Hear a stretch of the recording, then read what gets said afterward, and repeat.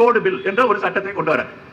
ஆக்சுவலா அம்பேத்கர் என்ன நினைச்சாருன்னா, இந்த அரசியல் சட்டம் உருவாகின்ற போதே இந்த இந்து கோடு பில் என்பதை நம்ம கொண்டு வந்துடணும் அப்படின்னு ஒரு முயற்சி பண்ணார். என்ன இந்து கோடு பில் என்ன? அதாவது பெண்களுக்கு சொத்துரிமை கொடுக்கணும், ஜாதி மறுப்பு திருமணத்தை அனுமதிக்கணும், 2 தாரம் 3 தாரம் கல்யாணம் பண்றதை தடை பண்ணணும், பெண்களை நம்ம தத்தெடுக்க முடியாது என்று சொல்லுகிறத மாற்றி அமைக்கணும்.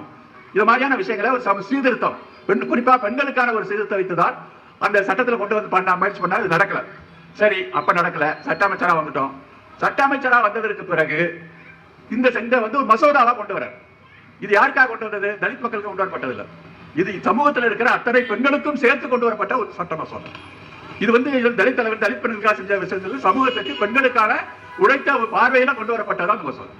அந்த மசோதா கொண்டு வரப்பட்ட போது RSS இதற்காக எதிர்ப்புக்காக ஒரு கமிட்டி, தனி குழுவை உண்டாக்கி நாடாளுமன்றத்திற்கு முன்னாலே மிகப்பெரிய ஒரு கலவரத்தை நடத்தி, இந்த மசோதா நிறைவேற்ற முடியாத அளவிற்கு மிகப்பெரிய கலவரத்தை அங்கு நடத்தி, டெல்லி மாநகரம் முழுவதும் அம்பேத்கருடைய கொடும்பாவியை கொளுத்தியவர்கள் RSS தலைவராக இருக்கிற கோல்வாக்கர் தலைமையிலே அம்பேத்கரை எதிர்த்து அம்பேத்கருடைய கொடும்பாவியை டெல்லி முழுவதும் கொளுத்தியவர்கள் தான் இன்றைக்கு அம்பேத்கர் தங்களுக்கு சொந்தம் என்று அவர்கள் சொந்தம் உண்டாடி இருக்கிற ஒரு நிலையை இன்றைக்கு பார்த்துக் கொண்டிருக்கிறோம்.